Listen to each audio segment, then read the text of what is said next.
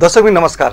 साझा टेलिभिजन एचडीबाट प्रसारण हुने कार्यक्रम साझा बस अन्तर्गत यो शिक्षा क्रान्तिमा विशेष गरेर हामीले संवादलाई अलि दायरा बढाउँदैछौँ र विशेष गरेर दक्षिण बेल्ट, उत्तर बेल्ट, पूर्वी बेल्ट, पश्चिम बेल्ट जुन हाम्रो यो जुन सोचाइको परम्परा छ र परम्परा नभएर यो छुट्टा छुट्टै संस्कार परम्पराहरू पनि त्यसले चाहिँ प्रतिनिधित्व गरेको चाहिँ हामी देख्छौँ।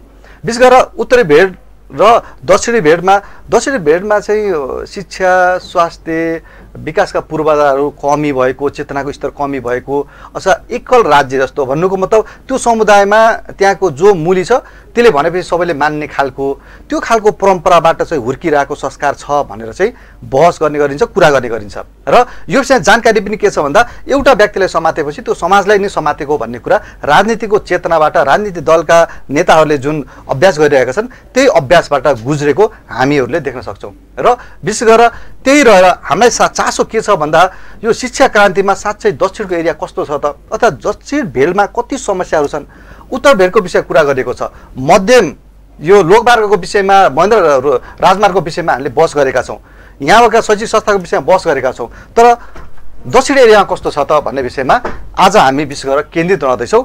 र दक्षिणमा रहेर पनि शिक्षालाई गुणस्तरीय शिक्षा चाहिँ जान्न सकेको छैन, शिक्षा खास शिक्षाको जस्तो उद्देश्य छ त्यो पुरा गर्न सकेको छ कि छैन, त्यहाँका स्कुलहरूले, त्यहाँका प्रहरले, त्यहाँको समस्याहरू के छन् भन्ने विषयमा पनि आजको हामीले बहसलाई केन्द्रित गर्नेछौँ। यति बेला हामीसित हुनुहुन्छ श्री जनकल्याण मावि ठाकुरापुरका प्राचार्य हुनुहुन्छ सञ्जय कुमार यादवज्यू, तपाईँलाई स्वागत छ।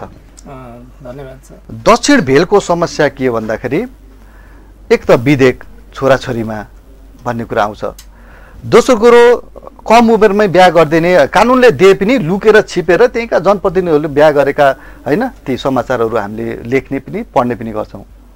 यो समस्या के छ खास? वास्तवमै सही कुरा उठाउनुभयो। हाम्रो दक्षिण भेल्टको जुन शिक्षा क्षेत्र छ पछाडि पर्नुको मुख्य कारण त तपाईँले भनिसक्नुभयो, बालविवाह, त्यसपछि परम्परागत सोच जस्तो छोराछोरीमा विभेद गर्ने जस्ता मुख्य रिजनहरू छ।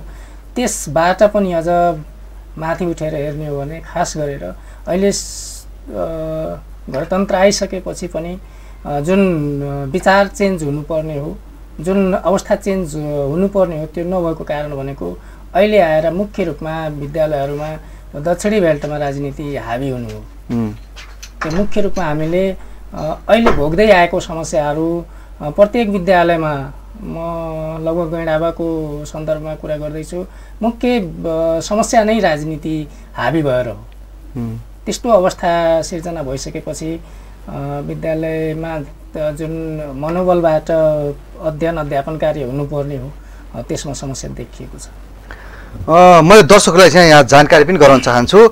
यो नेपाल राष्ट्रिय शिक्षक यो सङ्गठन गैँडाको अध्यक्ष पनि हुनुहुन्छ र विशेष गरेर त्योभन्दा प्रमुख कुरा चाहिँ शिक्षा शाखाको जुन यो शिक्षा शाखा छ त्यसको सदस्य पनि हुन्छ।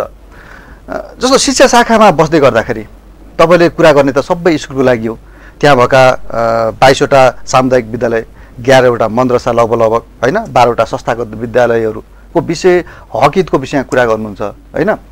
तर तपाईँको स्कुलमै भौतिक संरचना चाहिँ छैन भनेर तपाईँले जो फेरि चाहिँ आलोचना गर्ने अथवा चाहिँ पिर पोख्ने गर्नुहुन्छ भनेपछि अरूले के पायो होला त्यहाँ? निकै सान्दर्भिक कुरा गर्नुभयो। वास्तवमा शिक्षा समितिमा गएको म लगभग यही अब 1 वर्ष हुने अवस्था छ। त्योभन्दा पहिला शिक्षा समितिमा म थिएन र पनि खास भन्ने हो भने एउटा शिक्षक सङ्गठनको अध्यक्ष, एउटा संस्थाको नेतृत्व गर्ने व्यक्ति, पावरफुल व्यक्ति के तपाईँ त? पावरफुल भन्दा ठिक छ, शिक्षा समितिमा सदस्य जस्तो ठाउँमा हुनुहुन्छ, तपाईँ यति निरीह हुनुहुन्छ भने के हालत छ यो? साह्रै दुःख लाग्छ कहिलेकाहीँ। वास्तवमा जुन यो भौतिक संरचनाको कुरा भयो, मेरो विद्यालयको स्पेसल्ली भन्दाखेरि के हुन्छ भने हाम्रो गैँडाबाको एउटा शानको रूपमा अहिले 2077 सालबाट जुन हामीले प्राविधिक कक्षा सञ्चालन गर्दैछौँ त्यसमा गाउँपालिकाको मुख्य भूमिका हुनुपर्ने थियो। किनभने यो भनेको त सायद हाम्रो क्षेत्रकै एउटा नौलो विषयवस्तु थियो। त्यसमा पनि हाम्रो वडा नम्बर 7 र साबिक चाहिँ वडा नम्बर 5 जुन सूर्यपुराको थियो त्यो कृषि क्षेत्रमै आधारित छ। तरकारी खेतीदेखि लिएर हरेक कुरामा अगाडि छौँ हामी। त्यही सबै सोचेर हामीले प्राविधिक शिक्षा अन्तर्गत बाली विज्ञानको सोच ल्यायौँ र साथीहरूको सहयोगबाट गाउँपालिकाको सहयोगबाट त्यो सञ्चालन गर्ने अनुमति पनि प्राप्त भयो र गाउँपालिका अध्यक्ष आफैले विद्यालयलाई फोकस गरेर सर तपाईँहरू गर्नुहोस् हामी साथमा छौँ तपाईँहरूलाई सहयोग गर्छौँ भन्ने त्यो पनि धारणा व्यक्त गर्नुभएको थियो। तर पछि गएर के भयो भने अब उहाँहरूको राजनीतिक कारण हुनसक्छ, अरू अन्य कारण पनि हुनसक्छ। विद्यालयमा 4 कोठे भवन पार्नुपर्ने जुन स्कुलमा थियो त्यहाँ नपारेर अब त्यसका कारणहरू त उहाँहरूले जवाब दिनुहुनेछ। कुनै बेला तपाईँहरूसँग त्यस्तो मौका मिलेछ भने सोध्नु प्रश्न गर्छौँ उहाँलाई पक्कै पनि। यो उहाँहरूले अति आवश्यक रहेको ठाउँमा पार्नुपर्ने ठाउँमा अब त्यस्तै ठाउँमा पार्नु भयो। भन्नुको मतलब तपाईँले भन्न खोजेको राजनीतिक यो उसमै हो, राजनीतिक कारण नै हुनसक्छ। नभए त सबभन्दा होइन तपाईँले त अब पार्ने ठाउँमा नपारेर अन्त पार्नुभयो, त्यही पनि काम सम्पन्न हुन सकेन, फ्रिज भएर गयो त्यो पैसा भन्दै गर्दाखेरि त राजनीतिक स्वार्थ नै हुनसक्छ भन्ने कुरा त होला। एकदम होला, त्यसमा नै भन्न सकिँदैन। किनभने आखिर प्राविधिक विद्यालय एउटा मात्रै छ, त्यसमा पनि भौतिक संरचना कमी छ, सबलाई थाहा छ। 2077 सालभन्दा पहिला हामीले गैँडाबाको एउटा मात्रै विद्यालय जसले इङ्ग्लिस मिडियम सञ्चालन गरेको थियो। हाम्रो नीति तथा कार्यक्रममा पनि बाकायदा उल्लेख छ कि गैँडाबा गाउँपालिकाभित्र सञ्चालन भएका अङ्ग्रेजी माध्यमका विद्यालयहरूलाई प्रोत्साहन दिइनेछ भनेर त्यसरी नीति तथा कार्यक्रममा पनि लेख्नु भएको छ।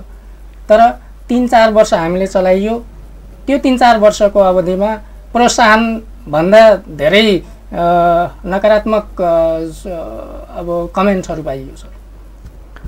सञ्जयजी, मैले तपाईँलाई कुरा जोड्नभन्दा पहिला मैले दर्शकलाई के जानकारी गराउन चाहन्छु भन्दाखेरि 3 वर्ष चाहिँ उहाँहरूले इङ्ग्लिस मिडियमबाट पढाउनु भयो र इङ्ग्लिस मिडियमबाट पढाउँदै गर्दाखेरि भौतिक संरचनाको कारणले गर्दा त्यो क्लास बन्द गर्नु पर्यो, किनकि उहाँहरूले फेरि चाहिँ त्यही स्कुलमा प्राविधिक शिक्षा पढाउनु पर्छ।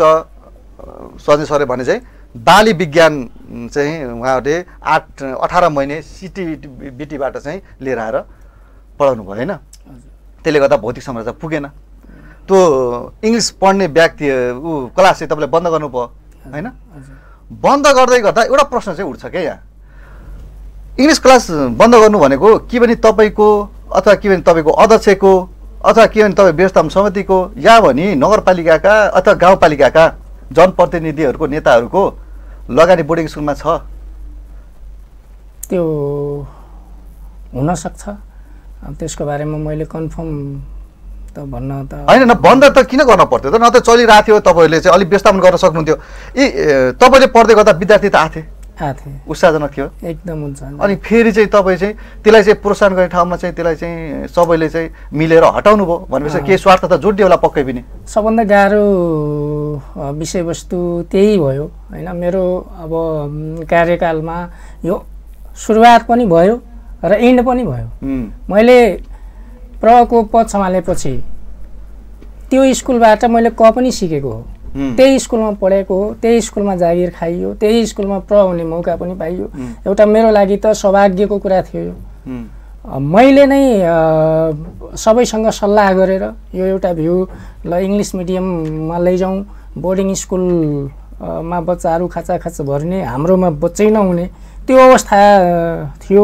त्यो अवस्थालाई हटाउनको लागि कस्तोसम्म अवस्था देखियो भने विद्यालयमा भएको दरबन्दी कट्न सक्ने सम्मको समस्या देखा पर्न थाल्यो। त्यसपछि हामीले एउटा सबैसँग सल्लाह गरेर यो अङ्ग्रेजी माध्यमबाट सञ्चालन गरौँ, नेपाली माध्यम पनि छँदैछ तर इङ्ग्लिस माध्यमबाट पनि सञ्चालन गरौँ। नर्सरी, एलकेजी, युकेजी, त्यसपछि 1, 2, 3 सम्म हामीले सञ्चालन गऱ्यौँ।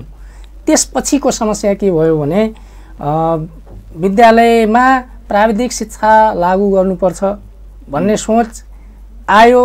अब म त्यसको एकदमै स्ट्रङली उसको साथमा थिएन, मेरो त्यहाँ पनि अपोजिट भ्यू नै थियो। मेरो सोच के थियो भने हामीले पहिला इस्टाब्लिस गरौँ, राम्रो बनाउँ विद्यालयलाई, विद्यालयको शैक्षिक गुणस्तरलाई सुधार गरौँ, त्यसपछि बल्ल हामीले हाम्रो संरचना पुरा हुन्छ, भौतिक संरचनाहरू बढ्दै जान्छ र हामीले यो सोच ल्याउँला भन्नेसम्मको मैले प्रस्ताव राखेँ। तर मान्नु भएन। नमानेपछि ल ठिक छ, यदि मैले गर्दा म त्यहाँको स्थानीय त्यहीँ पढेको स्टुडेन्ट, त्यहीँ अब मेरो घर हरेक कुराहरू भएको हुनाले यदि मैले गर्दा संस्था बिग्रिन्छ भने भोलि बिहान त म सधैँभरिको लागि दोषी हुन्छु। त्यसकारण मैले ठिक छ गरौँ र अनुमति पनि प्राप्त भयो। तर जब अनुमति प्राप्त भइसकेपछि, प्राविधिक विद्यालय सञ्चालन गर्ने भइसकेपछि त्यहाँ कोठा त चाहियो। हामीसँग 18वटा मात्रै कोठा छ पुरै। त्यसमा अफिस पनि छ, त्यसमा पुस्तकालय छ, त्यसमा कम्प्युटर ल्याब छ, त्यसमा विज्ञान प्रयोगशाला छ, त्यसमा कृषि प्रयोगशाला छ। सबै गरेर हामीसँग 18वटा मात्रै कोठा।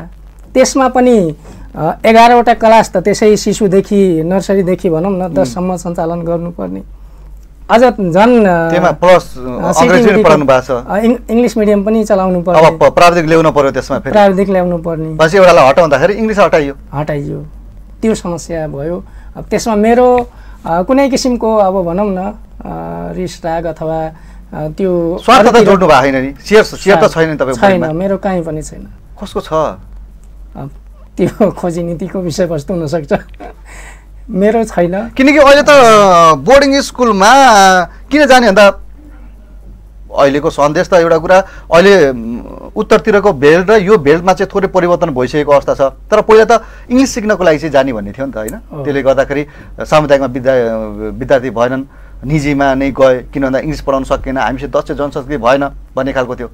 तपाईँहरू त सक्षम हुनुहुन्थ्यो त, होइन? इङ्ग्लिस राम्रै पढाउनु भएको थियो होला पक्कै? एकदम। अब इङ्ग्लिस मिडियम चलाएदेखि हाम्रो बच्चामा पनि वृद्धि भए, गुणस्तरमा पनि सुधार हुँदै गइरहेको थियो, राम्रो रेस्पोन्स थियो। अभिभावकले पनि आफ्नै उसले सर तपाईँहरूले गर्नुहोस्, हामी पूर्ण सहयोग गर्छौँ भन्ने ऊ गरेर बरु तपाईँहरू फी उठाउनुहोस्, फी भन्नाले सहयोग उठाउनुहोस् भन्नेसम्मका प्रस्तावहरू आएका थिए। सहयोग पनि गर्नुभएको थियो, राम्रै भइरहेको थियो। यो प्राविधिक शिक्षा आएदेखि थोरै व्यवस्थापनका पक्षहरूमा समस्या देखियो। जस्तो हामीलाई अफिस छुट्टै चाहियो, त्यसका म्यानेजमेन्टका कुराहरू, अब कतिपय कुराहरू यस्ता हुन्छन् प्राविधिकतिर जुन हामीले सबैलाई सेयर गर्न मिल्दैन। त्यस्ता कुराहरूलाई राख्नको लागि छुट्टै अब एउटा अफिस पनि सञ्चालन गर्नुपर्ने भयो, अफिस त्यता भयो। त्यसपछि एउटा कक्षा कोठा चाहियो, अर्को फेरि कृषि ल्याब बनाउनु पर्ने भयो। अनि अर्को कुरा के भयो भने जस्तो हामीले कृषि अथवा प्राविधिक शिक्षा सञ्चालन गर्नु मात्रै ठुलो कुरो भएन, विद्यार्थीले त्यसबाट लाभ लिन सक्नु पर्यो नि। पोहोर हाम्रो एउटा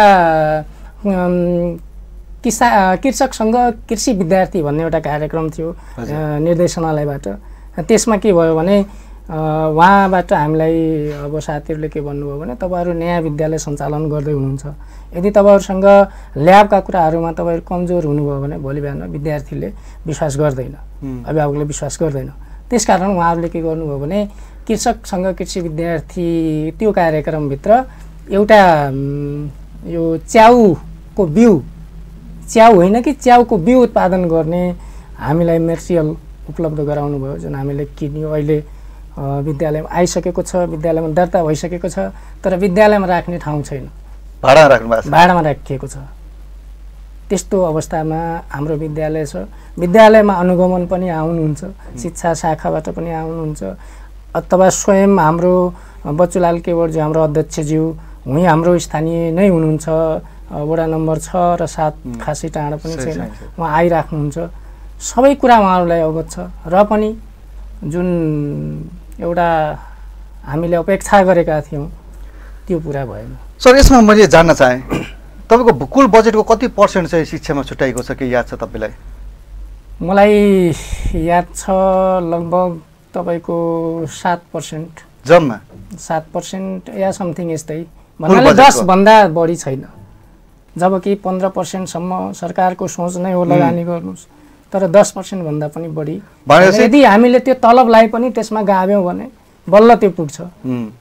त्यसलाई अझ बाइकाट गर्ने हो भने त्यसलाई त अन्न उत्पादक त उत्पादक त्यो त होइन, तर पनि के हो भन्दाखेरि त विशुद्ध शैक्षिक संस्थाको लागि भनेर सामग्रीको लागि, भौतिक संरचनाको लागि, होइन, ल्याबको लागि भनेर त त्यो खालको बजेटको प्रक्रियामा तर यसमा खास कमजोरी कसको छ यहाँ तपाईँले बुझाउन सक्नु भएन या भने समाजले के बुझ्न सकेन या भने जनप्रतिनिधिले अध्यक्षज्यूले प्रशासक अधिकृतले के बुझ्न सक्नु भएन भन्दा भौतिक संरचनाभन्दा बाहिर पनि बौद्धिकतामा चाहिँ पनि लगानी गर्नुपर्छ। समाज चाहिँ विकास निर्माणले मात्रै अगाडि बढ्दैन, विकासको लागि चाहिँ शिक्षामा पनि अगाडि गुणस्तरीय व्यक्तिहरू जन्मिनुपर्छ भन्ने खालको सोच बनाउन सकेन कि अथवा तपाईँले कन्भिन्स गर्न सक्नु भएन कि? त्यो पनि होला। तर जब उहाँहरू मिटिङमा हामीसँग बस्दाखेरि हामीले जे प्रस्तावहरू लैजान्छौँ नाइ भन्नुहुन्न, तर त्यसलाई जुन आधारमा लैजानुपर्ने हो त्यो लैजान सक्नुहुन्न। जस्तो हाम्रो गैँडावा गाउँपालिकाले शिक्षामा लगानी गरेका छैन मैले भन्दैन, किनभने सबभन्दा बढी शैक्षिक क्षेत्रलाई फोकस गरेर उहाँहरूले निजी स्रोतका शिक्षकहरूलाई 95 लाख रुपियाँ छुट्याएर तलब खुवाइराख्नु भएको छ। त्यो त उदाहरणीय कार्य हो र हामीले सदैव अहिलेको यो जनप्रतिनिधि सहित गाउँपालिका अध्यक्ष सहितलाई हामीले सधैँ जबसम्म म शैक्षिक जगतमा जोडिरहेको छु उहाँहरूलाई त्यो कारणले सम्मान गर्छु। त्यो छुट्टै विषयवस्तु मानव न एकदमै राम्रो उदाहरणीय काम सराहनीय काम गर्नुभएको छ। तर कहाँ बिग्रिन्छ भने जस्तो यो भौतिक संरचनाका कुराहरूमा त्यहाँका शिक्षा जुन चलाउने शाखा छ त्यसलाई मात्रै नहेरिकन उहाँको आफ्नो पर्सनालिटी अनुसार आफ्नो सोच अनुसार आफ्नो विवेक अनुसार त प्रयोग गर्नुपर्ने हुन्छ नि। जस्तो मानव शिक्षा शाखाले मलाई नै सपोर्ट गर्यो सहयोग गर्यो तपाईँको स्कुलमा पढ्नुपर्छ, तर म भन्दा पनि बढी आवश्यक कहीँ छ भने त्यहाँ दिनुहोस् न। होइन मैले त्यही भन्दैछु, तपाईँ नेता सङ्गठनको नेता अध्यक्ष हुनुहुन्छ, नेतै भन्न पर्यो शिक्षक नेता, अब यो कार्यपालिका अब यो शिक्षा शाखाको चाहिँ तपाईँ सदस्य पनि हुनुहुन्छ। तपाईँ जस्तो मान्छे त यति धुरु रुनुहुन्छ, पीडा हुन्छ तपाईँलाई, मैले यो चलाउन सकिनँ, मैले सुरुवात गरेँ, मैले जो अन्त्य गर्न पर्यो, भौतिक संरचना छैन, क्लास थोरै भयो, भाडामा लिएर आएर कृषिका सामान अन्त राख्न परेछ। तपाईँ जस्तो पावरफुल मान्छेले त त्यहाँ प्रयोग गर्न सक्नुभएको छैन। बिचरा विपन्नहरू अति तपाईँसित नजोडिएका अलिकति राजनीतिक विपक्ष जस्ता भएका बोल्न नसक्ने होइन ती व्यक्तिहरूको स्कुल के हालतमा छ त्यहाँ? त्यो त हालतको कुरा गर्नुहुन्छ भने लगभग गैँडावा गाउँपालिकामा राम्रो विद्यालय मध्ये गरिदिने मेरो पनि विद्यालय हो। हाम्रो त्यस्तो हालत छ, अब आफै विचार गर्नुहोस्। अब त्यसमा मैले धेरै कुरा बोलिनँ। सर यसमा यो मान्यज्यूहरूको जुन भूमिका प्रदेशको यो खालको मान्य छ नि, सरकार आइसकेपछि गर्ने खालको त्यहाँ कस्तो छ? शिक्षामा कतिको चासो राख्नु भएको छ त्यहाँ? अब विशेष गरी यो प्राविधिक विद्यालय बनाउनुमा सबभन्दा बढी भूमिका त माननीय ज्यूहरूकै छ। किनभने मेरो विद्यालयमा जुन रिक्वायरमेन्टको आधारमा हेर्ने भने मेरो विद्यालय प्राविधिक विद्यालयको अवसर पाउने कुनै सम्भावना थिएन। तर पनि उहाँहरूले के देख्नुभयो भने यो ठाउँमा कृषि क्षेत्रमा हैन, अब गैँडावामा कुनै पनि प्राविधिक विद्यालय नभएको अवस्थामा यदि जनकल्याणलाई बाली विज्ञान दिइयो भने त्यसबाट त्यहाँका लोकल कृषकहरू पनि लाभान्वित हुन्छन्, विद्यार्थी पनि इन्ट्रेस्ट जगाउँछ। किनभने हाम्रो विद्यालयमा यस्ता विद्यार्थीहरू छन् जो चाहिँ स्कुलबाट गइसकेपछि उनीहरू खाली कृषिमै जोडिएका छन्। एकदम त्यो भएको हुनाले उहाँहरूले त्यो विचार पुर्याएर हामीलाई सहयोग गर्नुभयो। त्यसको लागि म तर आर्थिक पाटो हेरिएन हैन, म एकदम उहाँलाई हेर्दैदेखि नै धन्यवाद सहित अब आफ्नो क्षेत्रबाटै दिनलाई तपाईँलाई त दिनुभयो, तर अहिले तपाईँलाई फसे जस्तो फिल भइरहेको छ हैन महसुस? एकदमै। म एउटा शिक्षक सङ्गठनको अध्यक्ष हो। हामी जसको नजिकमा छौँ, हुन त शिक्षक सङ्गठन कुनै पार्टीको भातृ सङ्गठन त होइन, तैपनि एउटा नजिक त हामी थियौँ। तर पनि सायद अब म एउटा गाउँपालिकाको अध्यक्ष होइन शिक्षक सङ्गठनको, मेरै विद्यालयमा त्यति समस्या हुँदा पनि र उहाँहरूलाई त्यो समस्या देखाइएको पनि थियो र पनि जुन हामीले प्रदेशबाट अपेक्षा गरेका थियौँ त्यो हुन सकेन। सायद आगामी दिनहरूमा उहाँहरूले पक्कै पनि मलाई हेर्नुहुनेछ भन्ने अपेक्षा त छ। सर तपाईँलाई यो एउटा समस्या, त्यता तराईको समस्या मध्ये अर्को समस्या एउटा समस्या के छ भन्दा खाजामा कोरोनाको बिचमा क्लास सञ्चालन भएका छैन, तर खाजाको पैसा पट्टापट निक्लेछन् भन्ने कुरा न्युज आएको छ। तपाईँ त अध्यक्ष भएको हुनाले चासो त तपाईँलाई मिटिङमा यताउता कता सुनाउँदा नि के छ स्थिति? खाजाको यस्तो भयो, हाम्रो गैँडावा गाउँपालिकामा खाजाको विषयमा दुईटा तरिकाहरू अपनाइयो। म्याक्सिममले के गर्यो भने खाजा बनाएरै खुवाउने, त्यो भयो। अर्को के भयो भने खाजा बनाउन कतिपय विद्यालयहरू असमर्थ भए। धेरै कारणहरू त्यसमा छन्। अब जस्तो मेरै विद्यालयको उदाहरण मैले दिन्छु। हामीले कहाँ पकाउने भन्ने समस्या भयो। त्यो सामान राख्ने कहाँ, त्यो समस्या भयो।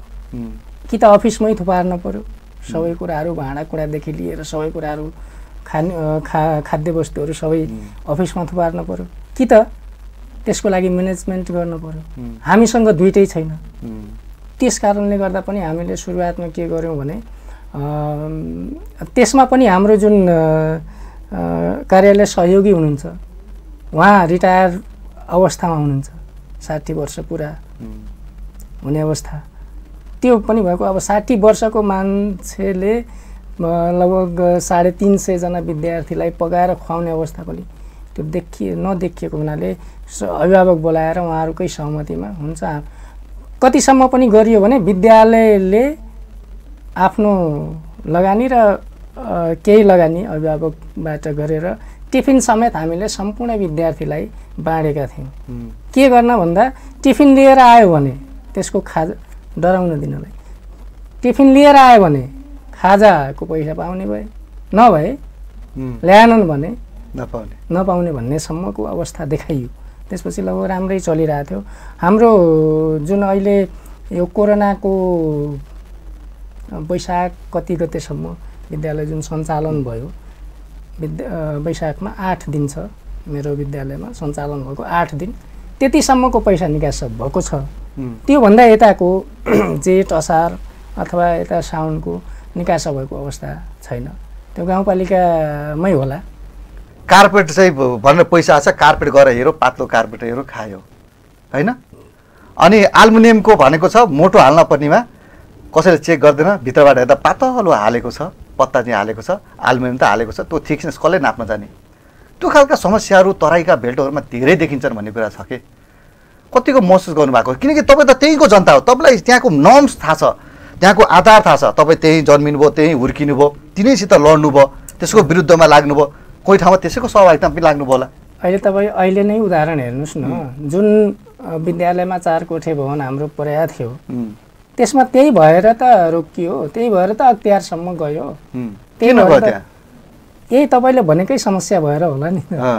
त्यहीँको आखिर उजुरी गर्ने, रोक्ने त्यहीँका अभिभावक त हुन्। केही अनियमितता भयो होला, समथिङ केही कारणले त रोकिएको छ।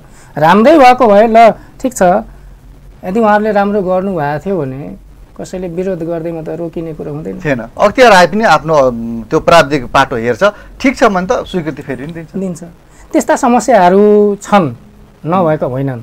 तर मेरो सन्दर्भमा हेर्नुहुन्छ भने म त्यहीँ पढेको, त्यहीँ हुर्केको, त्यही गाउँमा सधैँभरि बास गर्ने भएको हुनाले जुन विद्यालयले मलाई यो हैसियतसम्म पुर्यायो, त्यो विद्यालयमा मैले त्यस्तो गरेँ भने त सायद मलाई भगवानले पनि माफ गर्दैनन् होला। त्यस्तो अवस्था छ। मैले आफ्नो व्यक्तिगत कुनै अवस्थामा, जस्तो अहिले के छ भने यो कोरोनाको कारण पैसा उठेको छैन, धेरै समस्याहरू उत्पन्न भयो। निजी शिक्षकहरू विद्यालय गाउँपालिकाले दिएको पैसाभन्दा पनि बढी खर्च हुने अवस्थाहरू छ नि। त्यस्ता अवस्थामा कहिलेकाहीँ हामीले आफ्नो समेत लगानी गर्नुपर्ने अवस्था हुन्छ। त्यस्तोसम्म गरिए सर कस्तो हुँदो रहेछ भन्दा मैले धेरै अन्तर्वार्ता लिएँ होइन। केही व्यक्तिहरूले साँच्चै त्यो संस्थालाई आफ्नो घरभन्दा पनि राम्रो बनाएर चाहिँ आफ्नो विदाई हुँदाखेरि समाजले नै ऊ कस्तो होइन, कस्तो स्कुल थियो, कस्तो बनाएर विदाई हुँदैछ, त्यो टिचरको घर राम्रो छैन तर चाहिँ स्कुल यति राम्रो सभ्य बनाएर छोडेको छ। त्यो खालको व्यवस्थापकीय, त्यो खालको लिडर व्यवस्था देखियो प्राचार्यहरूमा होइन। त्यसको लागि त हुन त व्यवस्थापन समितिको सबै मिल्न पर्दो होला होइन। तर यहाँ सरकारको विषय के छ भन्दाखेरि जस्तो शिक्षा जुन अहिले चलिरहेको छ तराईमा, जसरी स्थानीय तहहरू लागेका छन्, साँच्चै यसले गुणस्तरीय शिक्षा दिन सक्छ यसरी लाग्छ? मलाई त कस्तो लाग्छ भने गुणस्तरीय शिक्षा ल्याउनमा खाली स्थानीय निकाय अथवा खाली विद्यालय खाली समुदाय मात्रै चाहेर नहुँदो रहेछ। जबसम्म त्यहाँको अभिभावक, त्यहाँका विद्यार्थी, त्यहाँका शिक्षक, त्यहाँका प्रधानाध्यापक, त्यहाँको समुदाय र त्यहाँको स्थानीय निकाय मुख्य रूपमा जबसम्म त्यो विद्यालयप्रति हाम्रो विद्यालय हो, हाम्रो संस्था हो, भोलि बिहान हाम्रा छोराछोरीहरू यहीँ पढ्ने हुन्, यहीँबाट भविष्य निर्माण हुने हो जस्तो सोच जबसम्म आउँदैन तबसम्म गुणस्तरीय शिक्षाको भावना पलाउनु पर्यो। हाम्रो दक्षिणी बेल्टमा त कल्पनै नगरे हुन्छ। किन भन्दाखेरि अहिले म पहिले पनि भनिसकेँ तपाईँलाई, अहिले आएर विद्यालयको जुन क्षेत्र छ, विद्यालय क्षेत्र जसलाई हामीले स्वतन्त्र मान्छौँ, स्वतन्त्र रूपमा लिन्छौँ, त्यो छैन। राजनीतिक यति हावी भइसकेको छ कि प्रले त्यहाँको शिक्षकले स्वतन्त्र रूपमा काम गर्न पाउने अवस्था छैन। हामीले रिपोर्टिङ गरिसकेका छौँ त्यो विषयमा पनि धेरै कुराहरू आएको छ त्यसमा।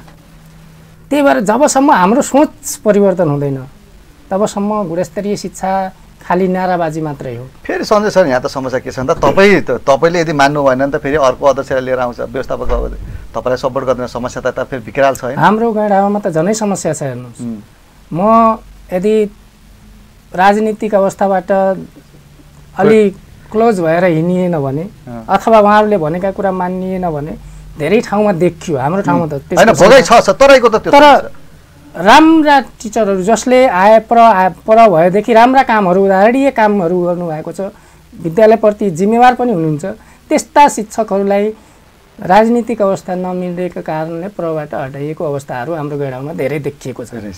त्यो अब त्यहाँसम्मको सोच राखिसकेपछि संस्था कसरी आउँछ गुणस्तरीय शिक्षा है सर? एकदम शैक्षिक संस्थामा काम गर्नेहरूलाई मान्छेलाई माया छैन है संस्थाको। किनभने आफू मत नपरो, पहिला संस्थाको त मालै मतलब भएन कि यहाँ त। पहिला आफू मेरो अथवा मेरो चाहिँ म शिक्षक रहिराख्न पऱ्यो, त्यसपछि बल्ल गुणस्तरीय शिक्षा चाहिँ दिँदै जाम्ला होइन? त्योभन्दा पनि गुणस्तरीय शिक्षा मैले पहिल्यै भने सबैमा सोच आउनु पऱ्यो कि शिक्षक मात्रै मात्रै ल्याएर गुणस्तरीय शिक्षा सम्भव छैन। जस्तो डराउनु पनि उचित हुँदैन। जस्तो मभन्दा राम्रो व्यक्ति, मभन्दा राम्रो गर्न सक्ने मान्छे, खुबी भएको मान्छे आउँछ भने त्यस्ता व्यक्तिलाई हामीले आफै हस्तान्तरण फुलमाला लगाएर गरिदिनुपर्छ। यहाँ त कस्तो छ भने बरु बुझ्दैन, एउटा फर्म राम्रोसँग भर्न जान्दैन, तर पनि रहिराख्नुपर्छ। आफ्नो पार्टीको मान्छे चाहियो।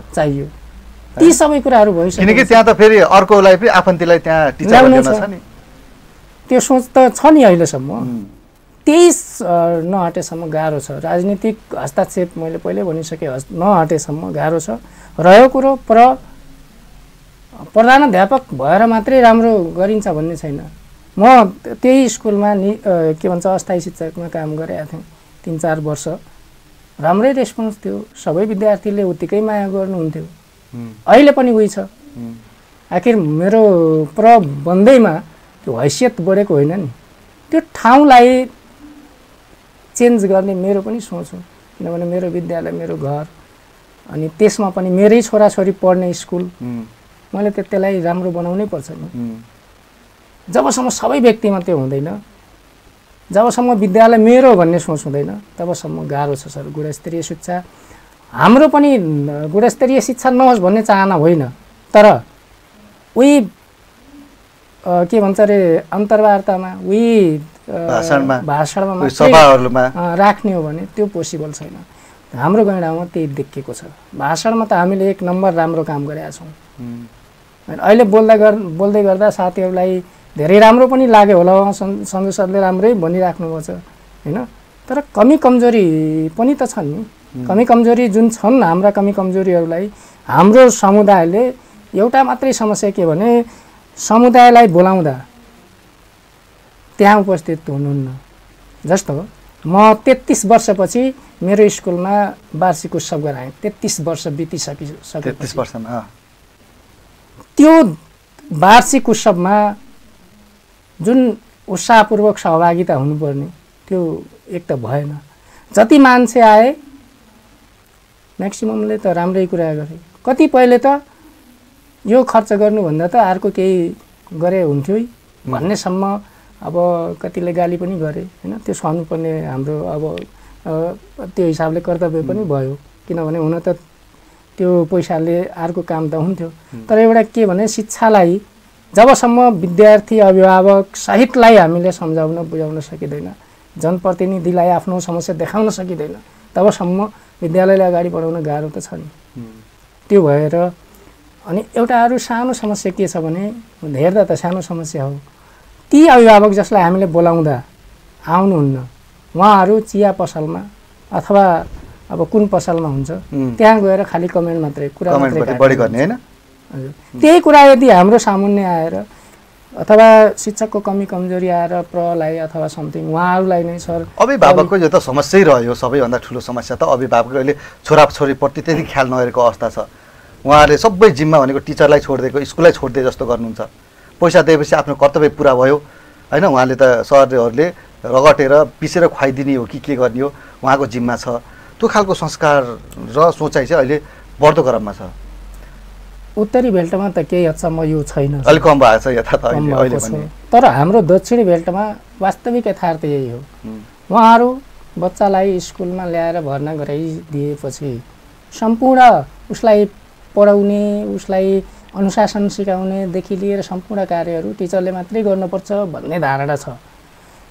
एउटा अभिभावकको दुईटा बच्चा, छोराछोरी, छोरा बोर्डिङ स्कुलमा पढ्छ, छोरी सरकारी स्कुलमा पढ्छ, एउटै साइकलमा आउँछन्। मैले आफ्नै आँखाले हेरेको घटना भनिरहेको छु। एउटै स्कुलमा आउँछन्, छोरा टाई अनि ड्रेसहरू जुत्ता लगाएको हुन्छ, राम्रो ब्याग टाँगेको छ, छोरी फाटेको के भन्छ ब्याग, त्यसमा पनि पुरै किताब कपी छ छैन थाहा छैन, खाली खुट्टामा चप्पल पनि छैन। त्यस्तो अवस्थाबाट स्कुलमा आउनुहुन्छ। अब आफै विचार पुर्याउनुहोस्, एउटा सबै कुराले मेन्टल्ली रूपमा त्यो बच्चा कति परिपक्व हुन्छ। आफ्नो दाजुलाई, आफ्नो दाइलाई हेरेर त्यो बच्चाको मनसाय कस्तो भयो होला, त्यस्तासम्मको समस्या छ। हामीले दिएको होमवर्कलाई घर बसेर ल यसरी गर है, ल ठिक छ मानम पढे लेखेका छैनन् भने पनि ल बसेर गर भन्न त सकिन्छ।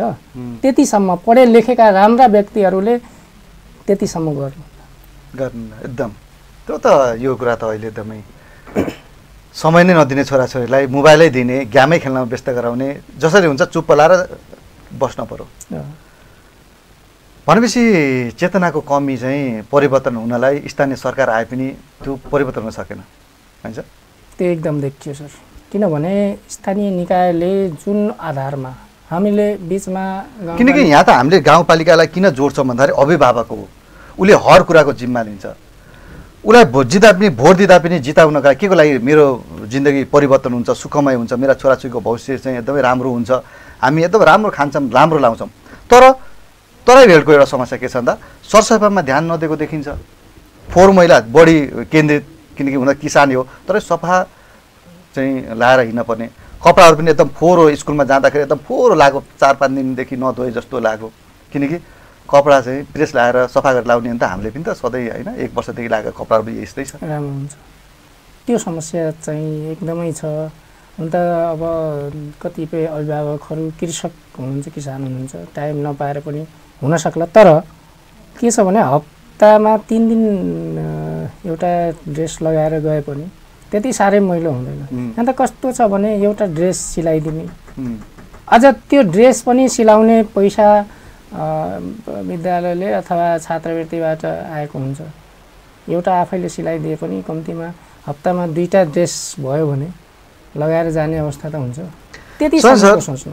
अब हुन विकराल समस्याहरू छन् तराईमा, यसलाई समाधान गर्नको लागि चेतनाको कमी र राजनीतिक दबाब जहिलेसम्म मुक्त हुन यो समाज त्यहिलेसम्म चाहिँ तराई बन्धकै छ, गुणस्तरीय शिक्षाबाट वञ्चितै रहन पर्छ। हामीले पनि धेरै बहसहरूमा धेरै शिक्षाविदहरूको मुखबाट अन्तर्वार्ता सुनिरहेको अवस्था छ यो। तर अब तपाईँले प्रयास गर्नुभयो प्रविधिसित जोड्नको लागि, गडा गाउँपालिकामा बाली विज्ञान बिताउनु भएको छ।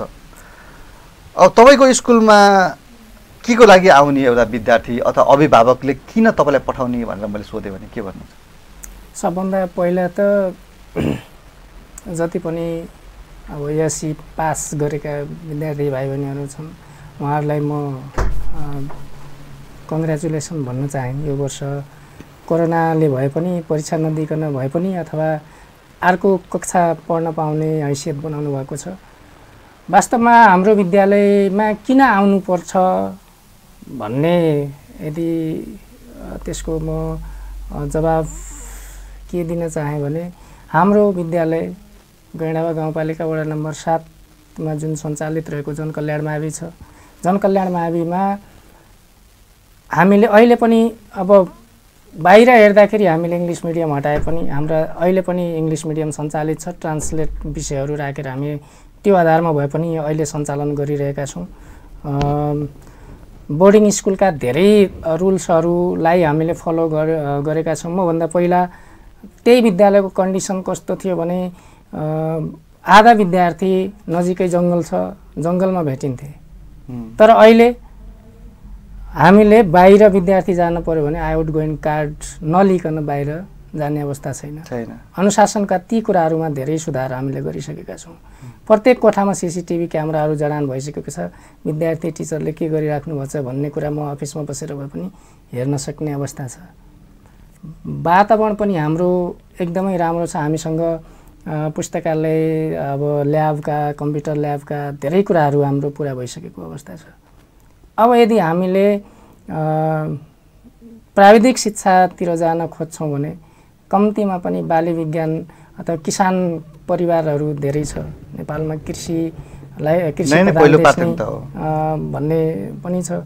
त्यो हिसाबले पनि हाम्रो बाली विज्ञान पढेर विद्यार्थी भोलि बिहान मानव न जेटिए नबन्न सक्लान्, तर पनि एउटा राम्रो तरिकाबाट प्राविधिक तरिकाले कृषकको रूपमा भएर पनि आफ्नो जीविकोपार्जन राम्रो गर्न सक्छन् भन्ने त्यो कुराहरू हुनसक्छ र हुन्छ पनि भन्ने आशा अपेक्षाले उहाँहरूलाई मैले मेरो विद्यालयमा आउनुहोस् भनेर अपिल गर्न चाहेँ।